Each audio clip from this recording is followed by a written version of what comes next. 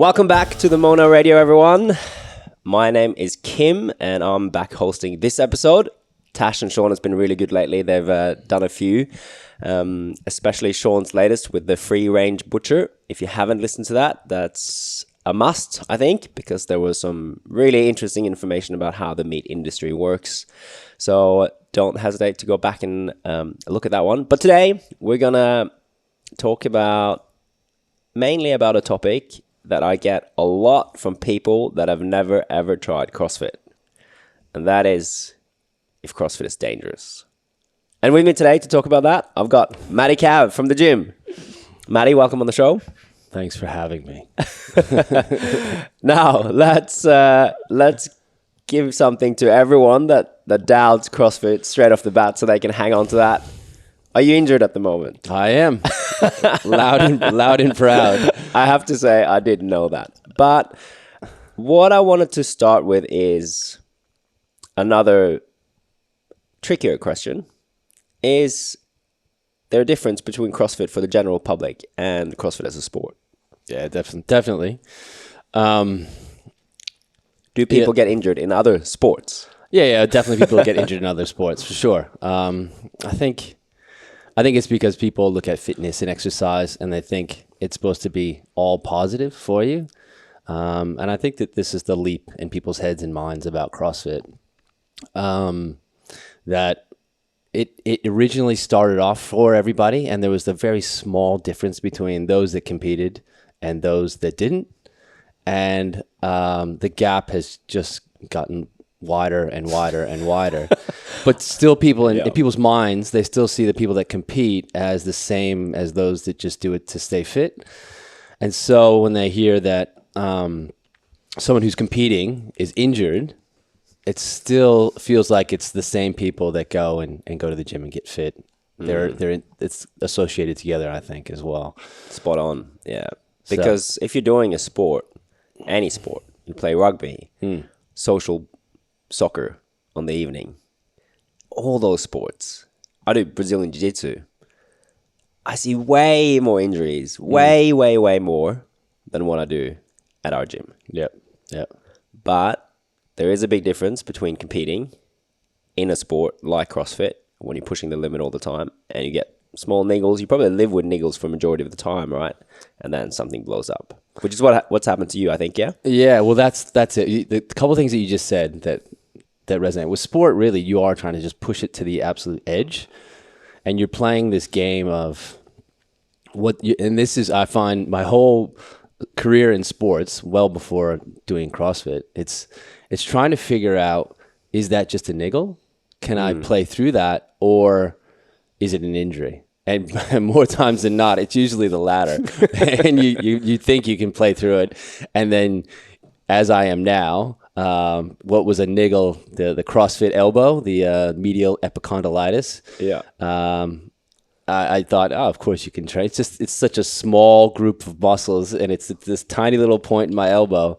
But 4 months later, and it's not gone away. It has not gone away. And there's about, I can't lift a bar overhead for the last 2 months. I think that's the game that you're playing in CrossFit, and you realize.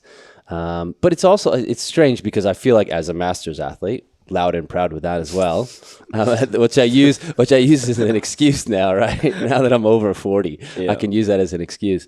But I feel like I'm better. I definitely am smarter, but it's diminishing returns because I'm smarter. But as I get older, the niggles that I could actually get through as a 20 or 30-year-old, I'm smarter now, but I actually haven't brought my threshold down in accordance with my age and my lifestyle. Probably because you've gotten fitter as well than when you were younger, right? Would you say so? Yeah, well, definitely. You might be at the fittest you've ever been. I don't know. I'm just... Certainly, I'd say 2 opens ago, when I threw myself into the peak group over at Brookie, they welcomed the doors to me. I think that was probably the the last peak of peak as a group, from what I've heard, and the way that went. I think the changes in CrossFit kind of changed the whole peak group at Brookvale. People that wanted to compete. But yeah, that was. I actually had a photo. You get the 12-month photos that show up on Facebook. Yeah, and there was a photo from when I was doing peak on Saturdays. And it used to have each part of the workout, A, B, C. And we had a peak workout that went A, B, C, D, E, F, G, H. We were up to H. Yeah. And that was, yeah, that was probably, I think, the fittest. And I had, that was a real kind of special year for me in a lot of different ways. But partly was, small little thing, but my open performance, and there's a lot of weapons at the team that went from the gym that year ended up coming to they did really well as a team. I can't remember the exact placing. Yeah, I think it was top 10. Yeah. And to think that I was having open scores that helped get that team into regionals, which is kind of cool. I had a part of that. A little badge of honor. Yeah. I'm also going to explain that, it's very clear right now that I'm making a point that CrossFit as a sport is very different to CrossFit at training at our gym, especially. I mean, I can't speak for every single gym in the country, but I know where I'm training at the Mona gym. It's a big difference, but there's also a very big difference on the program, meaning the exercises and the volume someone that competes in CrossFit or want to compete in CrossFit do relative to what we do at the gym. And for someone like me who used to compete for years and years and did the A, B, C, D, E, F, G, so on and so forth parts that took, some sessions I did with 2 hours plus. Yep. Now I go into the gym, we do a little warm up, 10 minutes, do a program that takes often less than 40 minutes, and then just cool down a little bit. Yeah. There's an A part and a B part, and then you're done. Very, very different. Yes. Same as what could be another example, right? Like if you throw a rugby ball around with your kids in the park for 20 minutes compared to playing a full-on NRL league game. Sure. It's kind of the same difference, right? Yeah.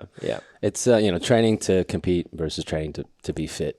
Two different worlds. And I think, I don't know. I always draw a comparison, I think, with, and I've said it to you previously, that CrossFit and Ironman triathlons. And I think that kind of looking at the two in the infancy as well. And it's the same thing. Like back in the day when Ironman started, there wasn't any professional level Ironman. And they used to just all be in this clump. There weren't even really age groups. They were just kind of whoever's there. Yep, you're in, sweet, you would go. They didn't have enough people that were crazy enough, probably. Yeah. Yeah. Well, I think, and then you could say the same thing about CrossFit, I right? agree. You didn't have, because in the same thing with Ironman, I had a friend who I have his first ever bike that he rode, his first ever Ironman. This is Pete Jacobs is his name. He lives up in Byron now. He's from the Beaches area. I think he was in his early 20s, did his first Ironman over in New Zealand and came fourth. So I have his bike, and he eventually won Kona in 2012. He won the Kona. Yeah. Wow. So it's kind of cool. I have that connection. But to see, I remember talking to him, and his aspirations were to be professional. And he said, and it's almost because I can hear the same reverberations with, and this is really before social media is massive and huge when he started out. But for CrossFit athletes to make it a living, you essentially have to be on the podium at the CrossFit Games. And it was the same thing in Kona. You had to basically be on the podium at Kona in order to be a professional Ironman. So I think there's just so many similarities between the two, and understanding that because they were so close, the pros and the age groupers, as they call an Ironman, and the same with CrossFit, I think you need to really step out. And it's hard as well, because in triathlon, you're doing bike, swim, and run, same as the pros do. And same thing CrossFit. Everyone could pretty much do the same exercises, but it's the weight and the volume. You just go. And that's kind of the same in like Ironman, the volume that they train. Yeah. And as soon as you throw the weight and the volume in, and I guess intensity. Yeah. And the main game in CrossFit, and I think in a lot of high-level sports, and loud and proud of my Whoop band, the main game, and why I got a Whoop band, is because recovery becomes everything. And really understanding that a lot more clearly, because you're trying to understand trying to keep a niggle from turning into an injury. And if you have a better understanding, am I actually recovered? Yeah. So I just hopefully sold 3 Whoop bands there. I'll give you a code so I get my free month off. Yeah. If you haven't, I think that with the Whoop band, we've talked about that a lot on the episodes, and I definitely don't mind talking about it again. Me and Nick did a whole episode on it, so if you're interested and you haven't listened, go back to that one. But the biggest thing that I have learned from having a biometric reader is that what you think that you feel and how you think that you slept, you can be quite far off. Yeah. And the data isn't accurate either. I'm definitely not saying that. But the longer, it's a guide. Yeah. I agree. And then the longer you wear it, so let's say after I've had it for 2 years, then the trends are quite accurate. Right. Because the reading, even if the reading is a little bit off, right? If it's not correct, it should be kind of the same amount of off all the time. For instance, with your heart rate variability. Sure. So the first week you wear it and you're looking at your heart rate variability, it's not very relevant, or especially not for me because I haven't tracked it before. So the numbers are like, well, I don't really know what's normal for me. Right. But after 2 years, you have a pretty good baseline and then you can refer to that. Yeah, totally. Yeah. I mean, we have our little group. So if anyone at the gym does get a Whoop band, we got a little group. See, it's Nick, Cal, myself, and Mick now has a band as well, which he should have got the code from me so I get my free month. Anybody, free month. But it's interesting because we all have different HRV. So you can see like, you know, when you're in the green, certain people have just naturally higher HRVs, and so sometimes I might have a lower HRV than them and I'm still in a better recovery score. So totally agreed. Like it takes a while to get that data information. Yeah. But the whole time I've been using this kind of thinking. My kind of sporting career started back in university in the States. So I was on a scholarship to play baseball at Northeastern University.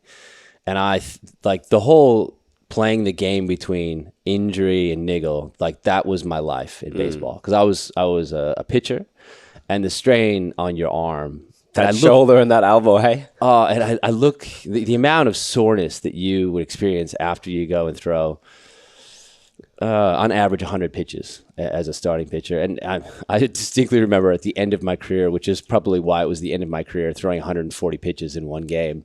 Oh my God. But trying to decipher as a 20-year-old with such minimal understanding and experience, trying to go, yeah, I'm good to go. Being in a competitive environment, having people telling you, like, you know, try to keep a scholarship, and trying to really know, am I recovered or not? Like, it wasn't even a discussion, actually, when I was in school. Like, no one even talked about it. Yeah, I feel like when I was younger in the early 20s, I didn't even think about it. If I got injured, I'm like, all right, it'll be 2 weeks and then I'm fine. Or, I mean, when you were 16, you rolled your ankle, you were fine in a couple of days. Yeah. But now you're out for weeks. Yeah, yeah. Did you do... So I find baseball amazing, especially as someone who's a pitcher like yourself, because the closest I've ever done is coaching beach volleyball. And I was trying to calculate in a week how many times I would spike the ball to beginners. So it wasn't even a hard spike. I'm just spiking the ball into the court, easy, just to get them going. And some weeks you'd be around 1,000. So you're doing that movement about 1,000 times. And my shoulder would just be wrecked. Yeah. Like how was your shoulder during that? And what did you do to keep it healthy? If anything, if you knew stuff back then that helped you? Yeah, it was the Wild West, really. When I went to college in the late 90s, truly dating myself now, through the early 2000s. And it was the Wild West as far as really understanding. There was still a lot of talk when I was playing baseball then, like if you lifted weights, that'll ruin your baseball career. Oh, they looked down on lifting weights. Oh yeah, because you wouldn't be able to move as well. And I was an early proponent, but my lifting regime was, because it was so minimal understanding of functional movements, and it was mostly bodybuilding. So there was probably some correct, they were right in the movements that I was doing. But there wasn't a lot known. There was basically... That's crazy. There was... Well, one of the leading proponents of doing movements, fortunately, was one of the greatest pitchers in all time. His name is Nolan Ryan. Pitched into his 40s. probably a genetic freak, honestly, throwing mid-90s into his 40s, which was probably like, I don't know, 140, 150 kilometer. Like, yeah. So but he actually was a big proponent of using a lot of different movements to take care of your shoulder and rotator cuff. Like weightlifting or? Yeah, but not really weightlifting. Okay. This is, he was doing, I guess, the what we call now prehab. And they're just starting to figure out a few different things about really the main stress in baseball, or a lot of sports really, is not as much generating force. It's your body's ability to actually slow it down.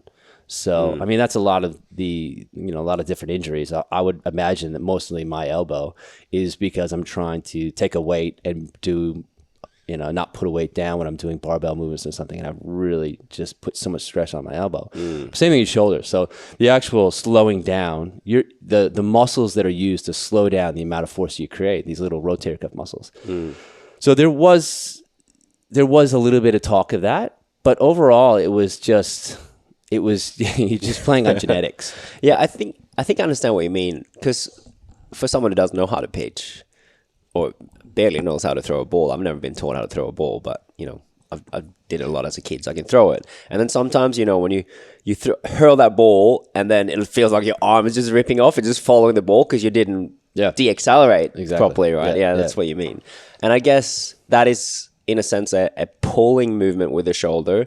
So in training, you probably should do more of a pushing motion, I guess, to keep even it out. Maybe I don't know. Well, yeah, balance is. So that was one of the. It's, I don't know. I'm kind of connecting all of this to CrossFit. As anyone who gets into, I find this a lot of strength conditioning coaches. So I'll start moving into strength conditioning because that ended up being a kind of a part of my movement into CrossFit. So I find a lot of trainers, strength conditioning coaches, and physios, their background is semi-competitive, but they were injured a lot or at least once. And it's then often how they get into it, right? Yeah, so that's it. That's what happened to me. I was getting injured. And so I was trying to figure out how to rehab, and then eventually kind of starting to learn and figure out all this. So at the end of my career in college, I learned, like talking to my trainers, because I was always in the training room, always getting treatment. Started learning about all of this. I learned it was at the end of my career where all these things where I'm learning about the rotator cuff. So I created a bit of a program at the end. It was kind of cool. I wasn't doing exercise science or anything.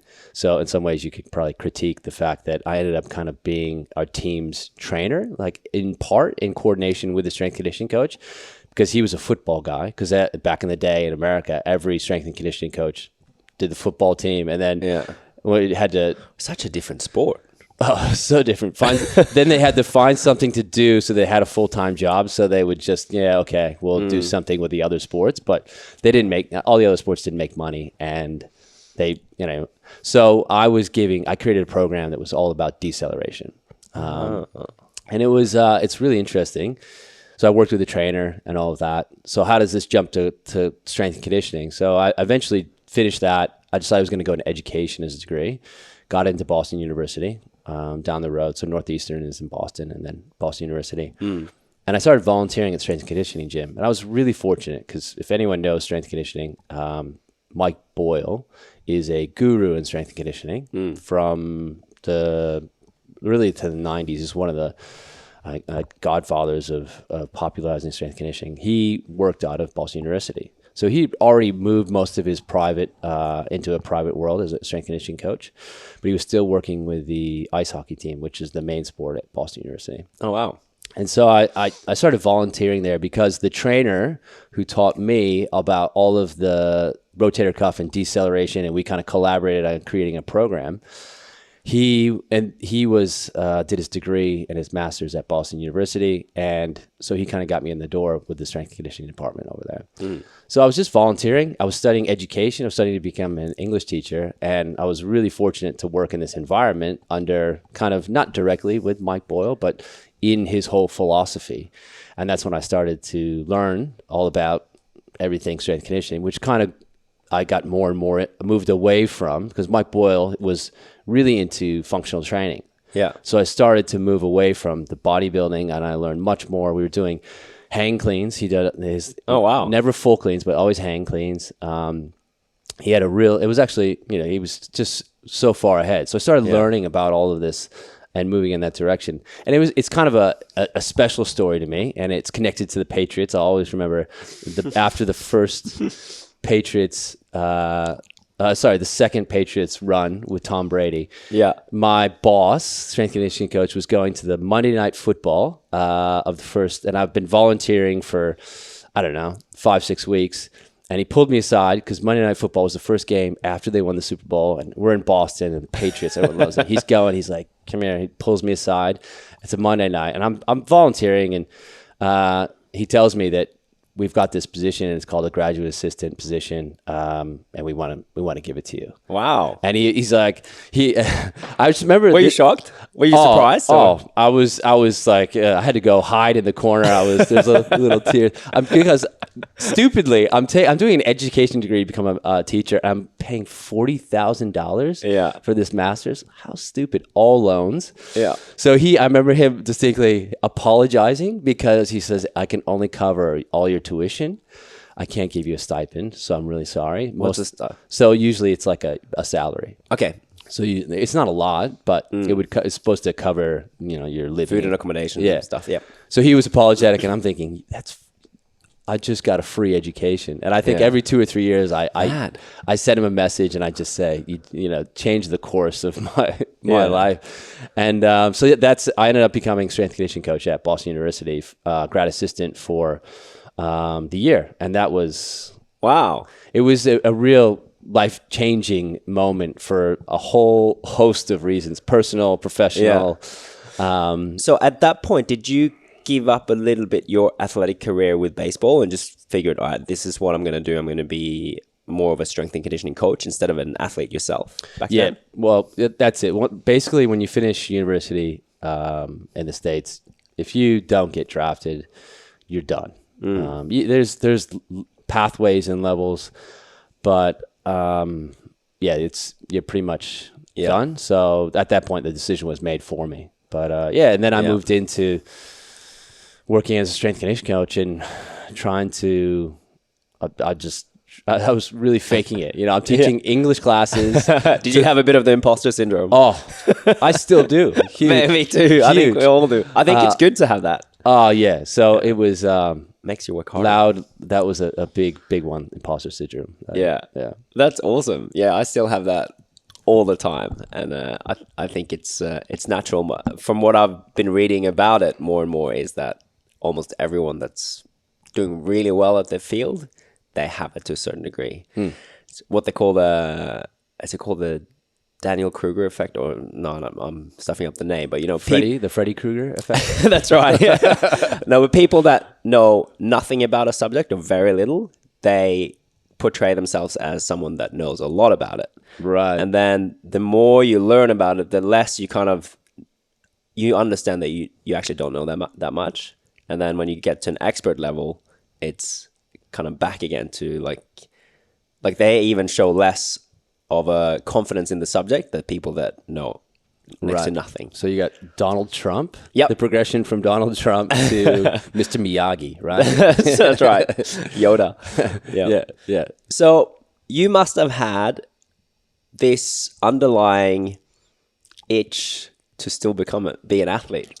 Yeah. After that. Yeah. Is that why you got into CrossFit? So well, that's it. The competitive juices are still there.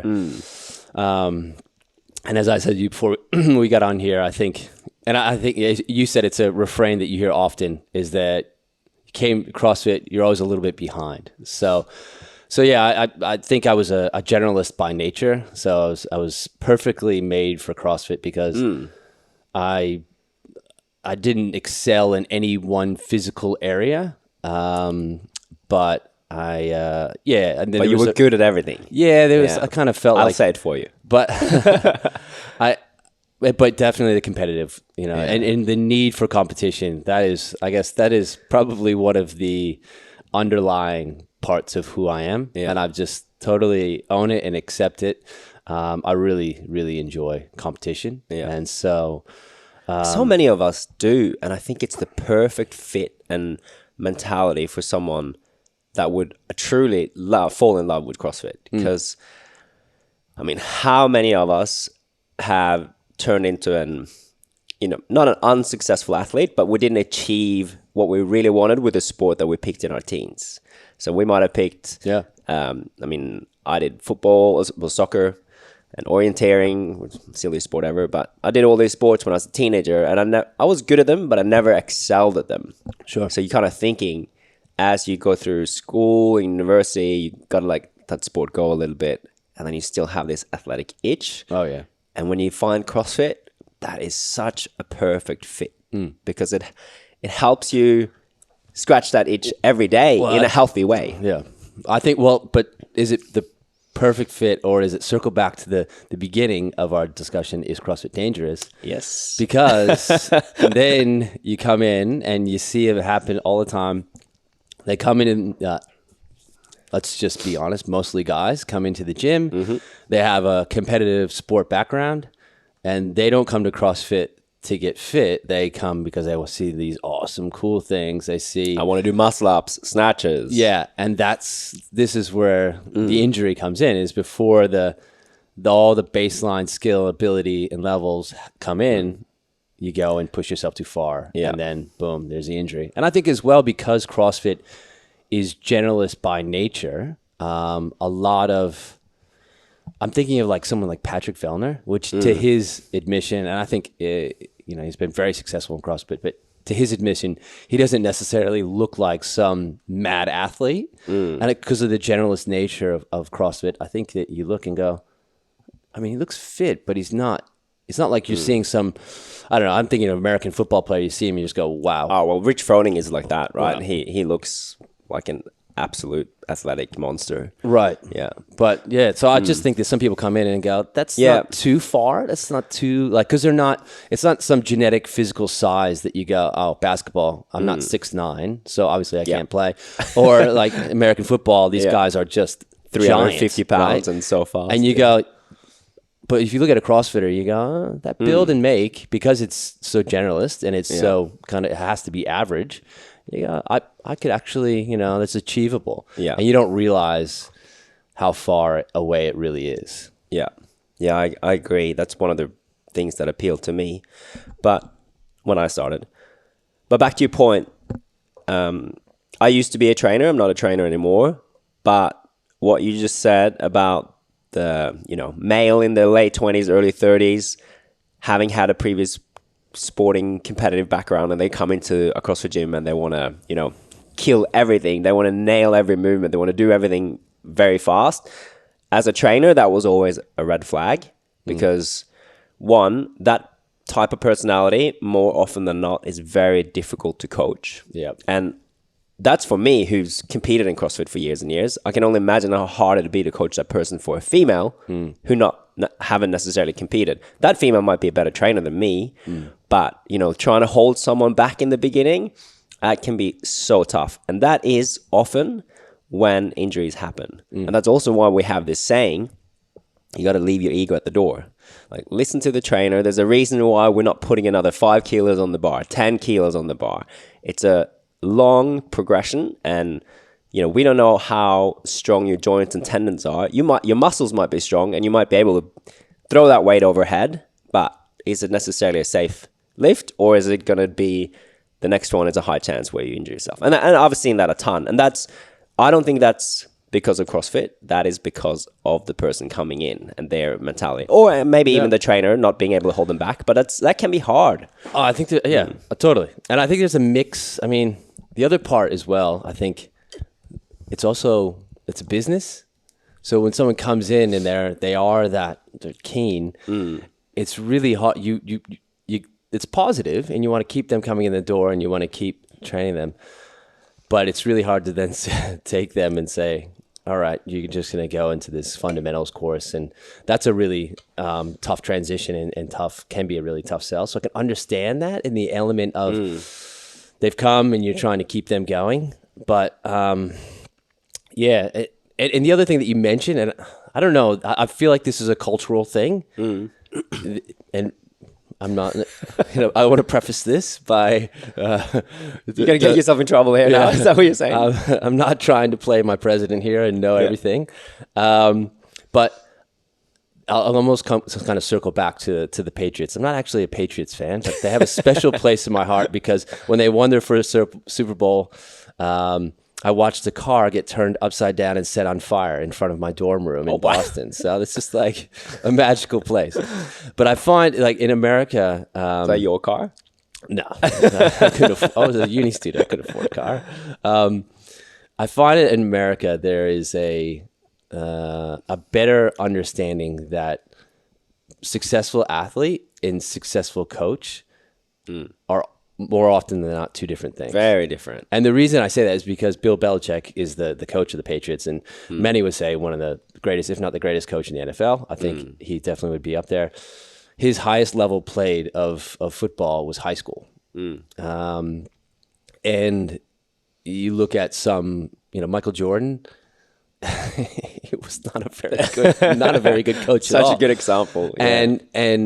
And so I think that I see in Australia, I watch, and I've heard the discussions specifically in maybe in NRL. I'm not having to dig, but maybe the lack of complexity and progression. There is this question that you can't lead me as a coach unless you've played at a certain level, and I think that it's starting to happen in transition in certain sports is getting there. But I think there's still this belief, and this comes back to CrossFit, is understanding that there's a real difference between the quality and understanding of a coach. And often it's the coach that didn't play at a high level, but was actually had a really probably average physical ability, but milked it for all that it was worth because they had to figure out every angle, every little thing that they could do to just hang with the big guys. Yeah. And those are the best coaches. Whereas the guys that have these genetic gifts and have the abilities, they don't really understand. They just kind of walked in and did it. And they can't articulate all the nuance that goes into doing some kind of skill. Yeah. So I think that once, people get to that, start to decipher between the two, that's really important. I think when people come into CrossFit and stop kind of, looking at scores and going, this person's not a very good trainer. And that, it's so crazy. They ranked really high. They must be a great trainer. And I think that getting to that mentality, understanding that's really important. Yeah.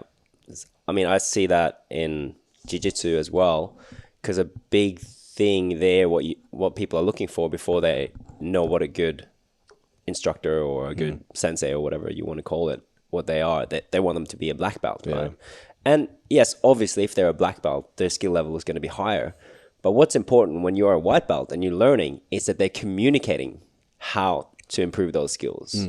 If you can't communicate with your client, you're not going to teach them anything. So that's vital. And I mean, for what happened in Australia through CrossFit was that when we started, no one really owned a gym or ran a gym. Back when I started, it was maybe 10 CrossFit gyms in Australia. And then, so we're all dreaming of running your own CrossFit gym as a business, and that was like the ultimate dream.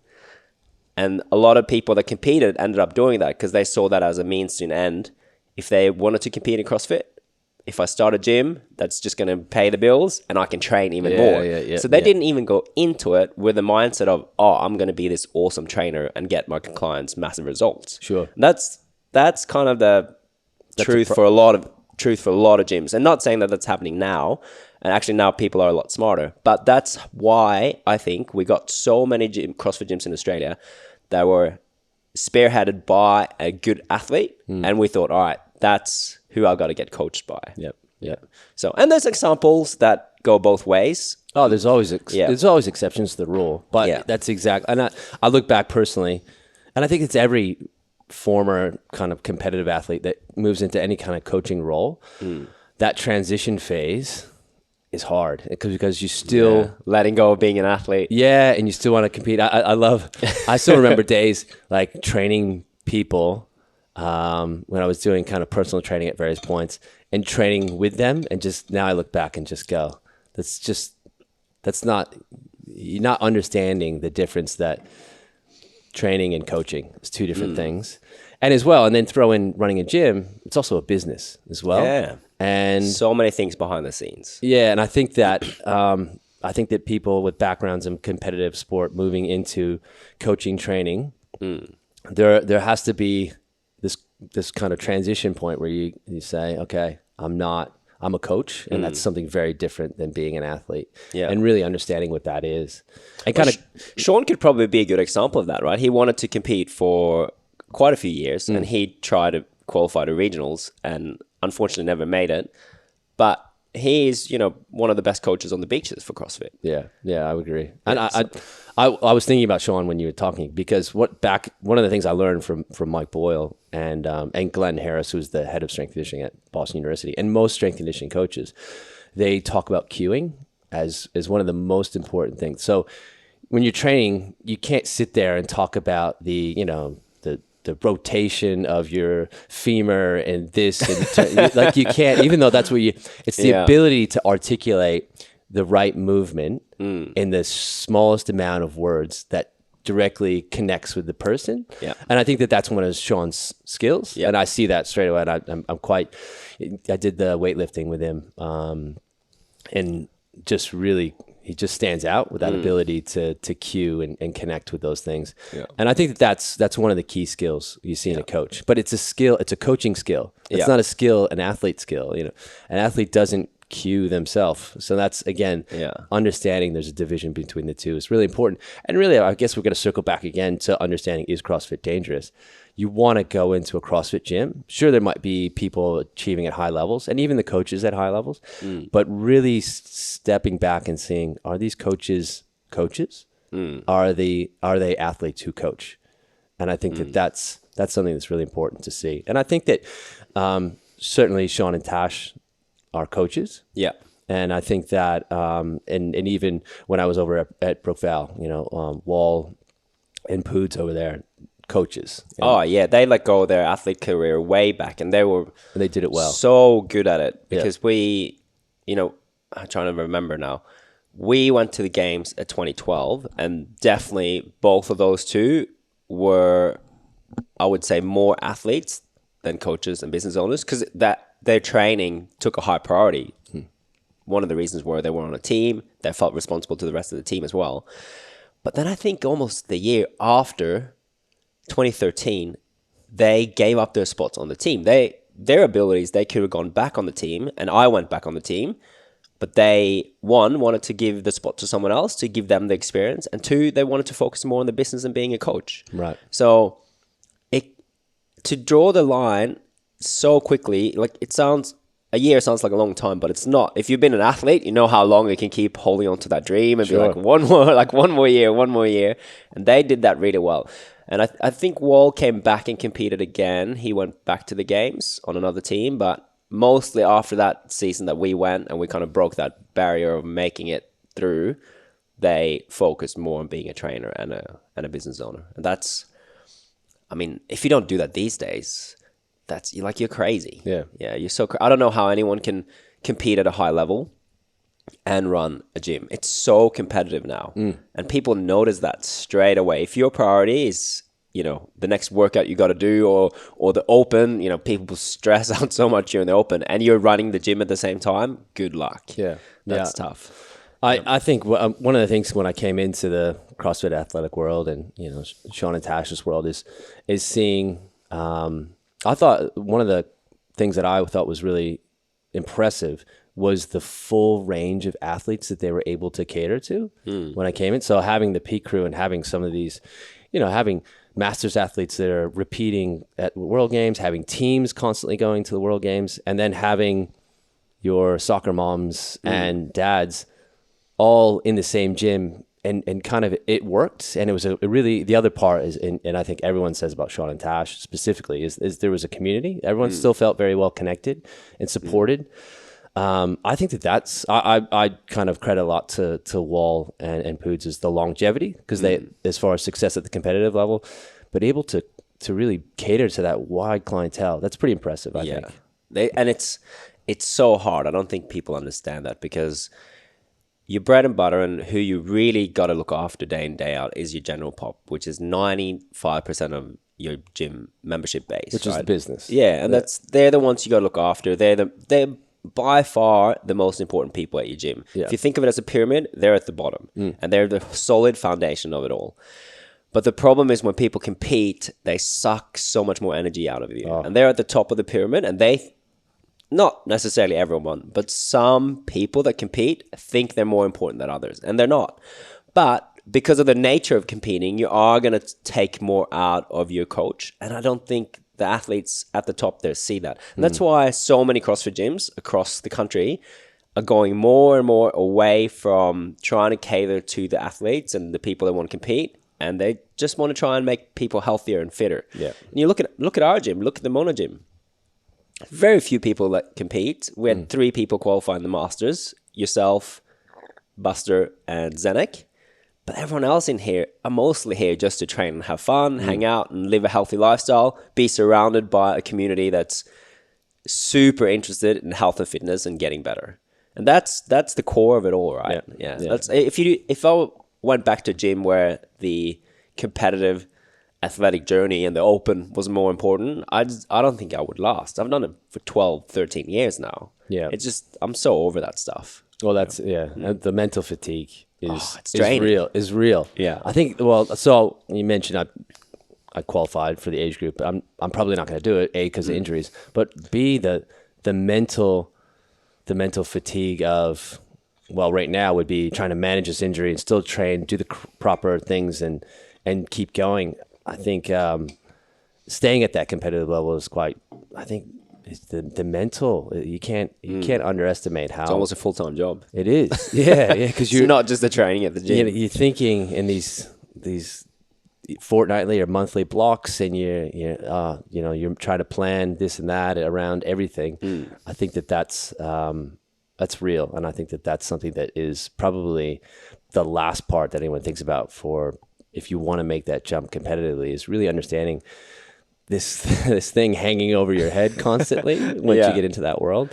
And I honestly, I feel completely, I really have enjoyed getting rid of that and just becoming part of the community and doing the classes and FSC and training and having different people that I've trained with that I haven't trained with before. And it's actually quite, I really find it liberating.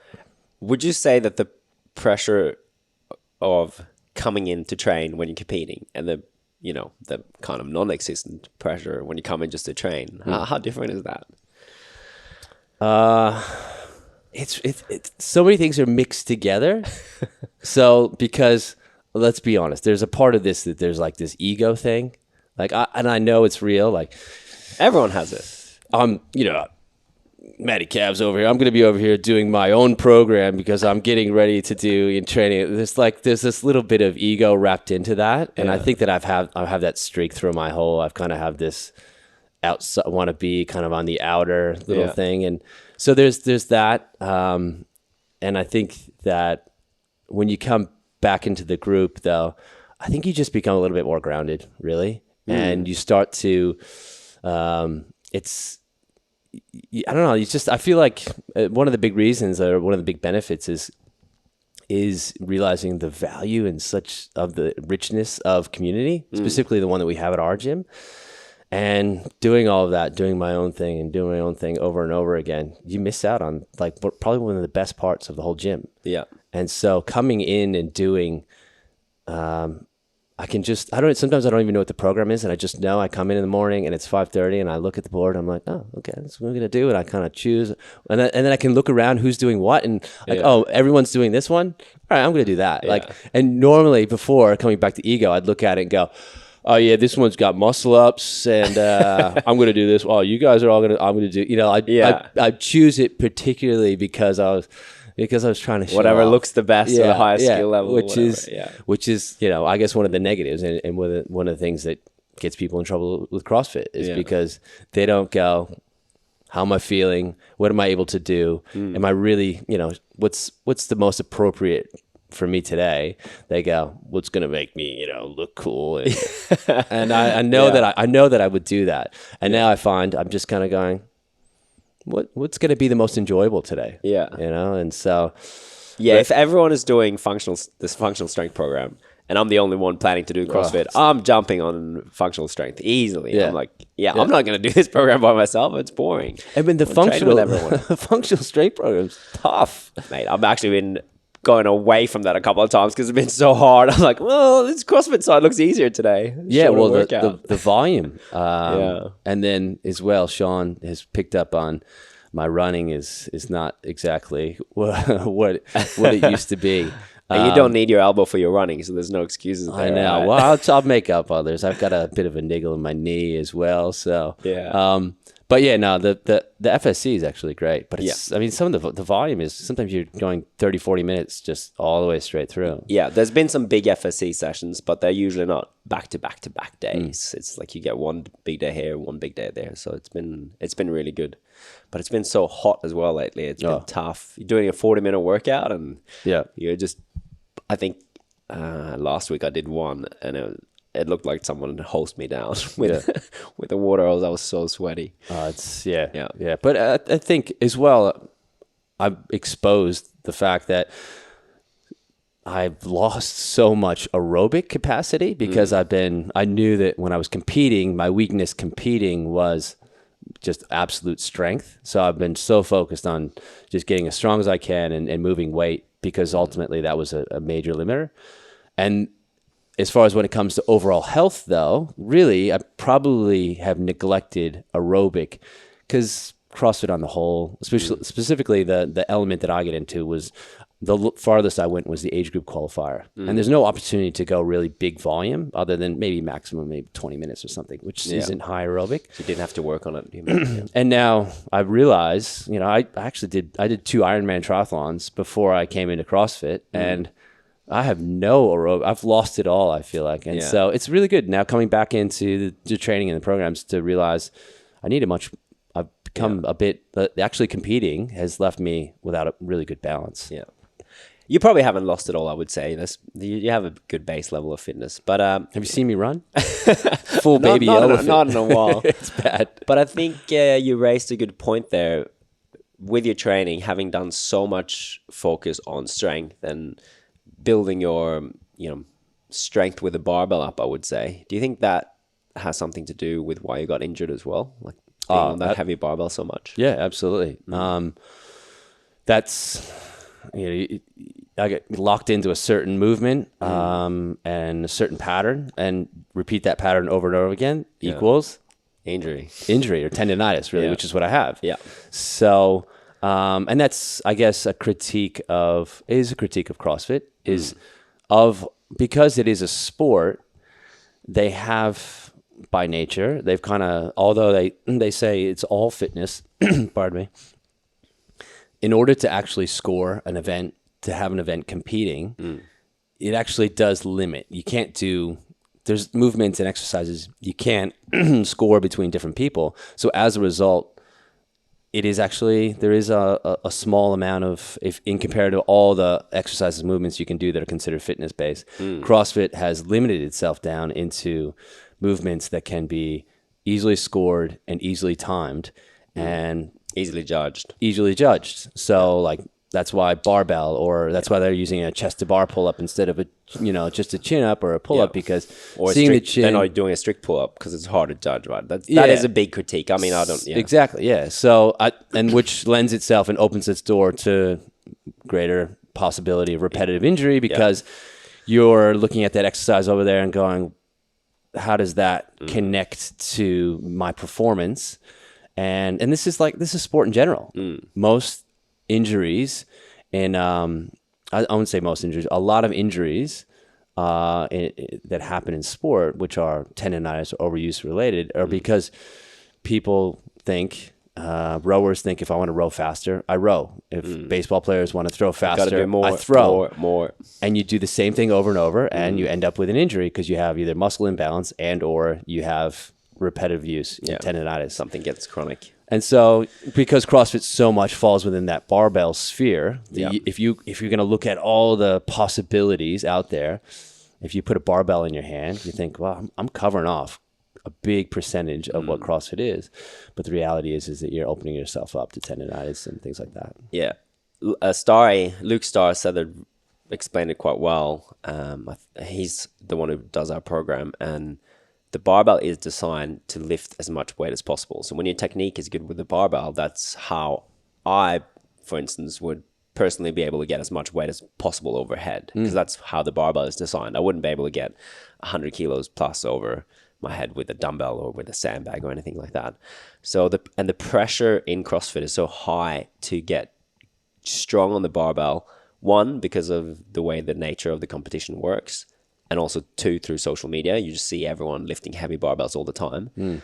But I should make it very clear that at our gym, there's not you don't really need to lift heavy on the barbell at all, if anything. And it's not like we have barbell work every day. So if you're following the program and you're following the coach's advice, it should be little to no injuries, really. Sure. I had this discussion with someone the other day, and I mean, I've barely missed a barbell lift over the last 2 years because I'm not competing. I'm not pushing the limit with the weights. I'm probably being a bit of a sandbagger, actually, and just keeping them really light. So my risk of injury is extremely low, but I'm still gaining, let's say, 70% of my fitness and my strength. But instead of pushing it to 100, 110% and risking injury, I'm much happier just doing that for now, right? Because I'm not competing. Well, you're probably hitting range of motion, and you're maintaining tissue quality. Yeah. You're getting a little bit of loading. And exactly. Without taking it to that point where you're going to hurt yourself. Yeah. And that's so important. So to round this off, Matty, what is your plans now? Because from what you've been telling me recently, and from the sounds of it, you're letting go of the Masters qualifier, which is coming up in a couple of months. And so what does the training year look like for you? Do you have a general plan or anything you want to do? I just want to be healthy. My number one focus is to not come to the gym and be able to look at the program and go, I want to be able to look at it and go, I can do it, the whole thing. Yeah. And not be thinking It's a good way to look at it. That's my number one priority. And once I can get to there, so that's my first and only goal. And then off the back of that, who knows? Once I get to that point, that competitive element in me is there. Sean's pulled me into golf in the moment. So it's like, I think it's like whack-a-mole. He got you. It's like whack-a-mole with the competition. It's like, hit it here and then it pops up over there. It's never going to go away, right? Competitive parenting as well. So your boys are pretty good at golf. I'll be on the sidelines and, but yeah, that's my training goal, and I'm really enjoying. I sound a bit like a dick, I think, coming in and saying I feel like I'm really getting to know everybody that I, kind of, because I've been training off the side. Or my first year at Monaval, a big percentage of my training was still going to Brookvale because I was doing the peak group. So it's nice to just be a part of the team and part of the crew. You're no longer the weirdo in the corner that grunts and does his own program. Well, the grunting will always be there. It's a part of who I am. Yeah. It makes me who I am. And are you going to read a book every 2 weeks now this year? Or how many books are you trying to get through? I'm back at work, so okay. The reading falls. The summer holidays, I start off the year because I'm on holidays from teaching. I'm like, I'm just going to read so many books. Through these books, yeah. And then, handbrake comes on. It's called work and reality. So we'll see. I mean, audiobooks are life for me, and podcasts. So if you sit in my car, you'll hear 2x happening, and I'm churning You're through. listening to podcasts and audiobooks at double speed. Oh, yeah. I'm churning through. I can't do that. That's so tough. But yeah, it gets you through them quicker. Yeah. But you're reading Atomic Habits now, though. I am. Yeah. You almost gone through it, or? I'd say about 2/3. Yeah. Yeah. I was killing it. You gave me the book and I was like, yep. And then I went back to work last week. So, but no, it's great. It really, it's a great book to read to start the year, I think.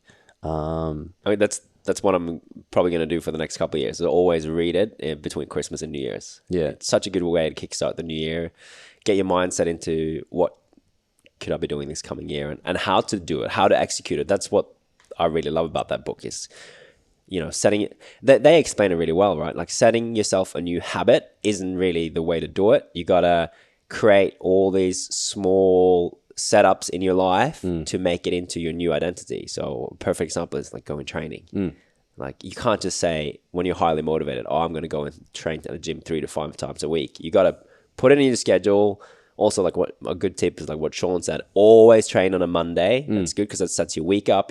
You've hit one out of, let's say, minimum 3 sessions, and create that. After a little while, it's going to have to turn into your identity. Now you're a person that goes to the gym. You're not someone that just wants to go and train here and there. And that's perfect example, because I think that book's really beneficial because it makes you reflect a lot, because there are certain habits that we have that we're probably like, just exercising has always kind of been part of my identity forever and a day, and it's stepping back and going, oh yeah, I do. That's why that's happening, and this is why this isn't happening, and being able to like pull it apart and look at all the pieces that you just naturally have put into place here, and then you haven't done with something else I think it's really valuable. But also, I think the other kind of circling back the difference between coach and athlete, I think that things that someone new to the gym or hasn't exercised a lot before, if you've just been down this path for 10, 20, 30 years of always exercising, I think it becomes really hard to communicate with maybe, and this is where a really good coach can come back and still understand that person who's early in the journey, and the pieces and aspects that can really help them come in and pull that in as part of their identity. Where someone who's been well down it and it's just who I am, they may not have ever done any reflecting and understand all the things that they've put around to be successful. A good way to look at that is, because training for both you and me, like you said, has been a part of our identity for so long. It's easy for me to go to the gym. It's like what I want to do. It'd be weird if you didn't, right? Yeah. But then for me, what other goals do I have in my life that I want to do? Let's say, for instance, if you wanted to read a book every second week, how can I implement that into my lifestyle? And that's kind of what the Atomic Habit book goes through. Sure. It's like, one of the things could be always keep your book on your bedside table, because then it's always there, and you can say, every time I go to sleep, I'm going to read one page. So make it a simple goal that it's so easy that you cannot miss it. But then what happens is when you go to bed and you read one page, you're probably going to read more than one page. And then you build on that habit, and then suddenly it becomes something you do. I mean, like, and it's one of the other things that kind of circling back to pulling away from competitive CrossFit is there's the book I gave you, Peak Performance. Peak Performance, yeah. And there's a talk about basically the finite mental energy that we have and being really aware of that. So I feel like the mental drain that I mentioned before, now that I've pulled away that competitive component of CrossFit, is actually, I feel like I have a greater reservoir. You do. Of this mental capacity to then push into other areas of my life that I'm looking to pursue or put more energy into. And so that's part of the reason I think I've also pulled back, and maybe I didn't articulate before. One of the benefits now is I'm like, I've got all of this mental capacity to go and pursue other things that I really want. And I think really accepting that there is a finite capacity at the end of the day. Yeah, they call it decision fatigue. So you don't want to, and this is real. Something as simple as, okay, what am I going to wear for work tomorrow? If you wake up in the morning and you haven't made that decision, and in the morning you're scrambling because you got to get to work on time, you might have kids, and then you're like, all right, what am I going to wear? That's draining your decision fatigue. Whereas if the night before you took all your work clothes out, had them ready, when you wake up in the morning, you don't even have to think about it. And that's also one of the things they talk about in Atomic Habits, to make training part of your daily regime is always have your workout clothes ready, because then you don't have to make the decision. So if you have your gym bag ready, you have your shorts, your shirts, your gym shoes on there, and it's all ready to go, then it's not like, all right, shit, what am I going to wear to the gym? Which shoes do I need? See, that's like how you can automate your life. Or actually, making it into a habit so you don't have to think about it. It doesn't drain your decision fatigue. Yeah, well, I'd say I'd add one thing to Sean's advice is I'd take back Sunday nights, and what do you mean by that? So I shut down Sunday nights and I set myself up for the week. So it has to happen. So I will basically make all my meals for the week. Sundays, that happens, is I will calendar schedule, look at the week, and just be on top of everything, and always protect Sunday from, anything after say 3-4 o'clock. I start to just shut it down. And I think that that also, not only getting that Monday training session in, but having that set up on Sunday will help with all that decision fatigue. And I can see the total difference when I go right into Sundays and I'm all over and doing this and that with the kids, and then go to bed and I'll sort it out in the morning. And it's the worst. And it's the worst way to start the week. Yeah. So I think if you set up your Sunday, it flows on. And if you can get through Monday, Tuesday, Wednesday as well, you just fall in. It just makes it work. Yeah, I love doing the same. But sometimes, say for instance, I know I've got something coming up now on a weekend. I've booked a surf retreat down south, and I was looking at the schedule, and we're leaving Gerringong at like 4 p.m. and I know I'll be back in Sydney by like 6 p.m. and I've got to get everything ready. And I just know that week is going to be tough because I don't have enough time on Sunday evening to get everything ready. So it's Monday sicky. Yeah, that's right. Take a wreck down Monday. Yeah, it's actually just after I come back from Indo as well. So that week is just going to be chaos, and it's so much worse than what you're saying. If you do Sunday prep, your week is just cruising. Yeah. Awesome. Yeah, cool. All right, I think that's a good note to end it on. Thank you so much, Maddie, for coming on. And we're definitely going to have to get you back on because we actually didn't talk too much about your CrossFit journey, which the plan was, but I think it turned out even better. All right, cool. Awesome. Thanks. To watch more videos like this, you can click the next one right up here. And if you want to subscribe, click the link down here.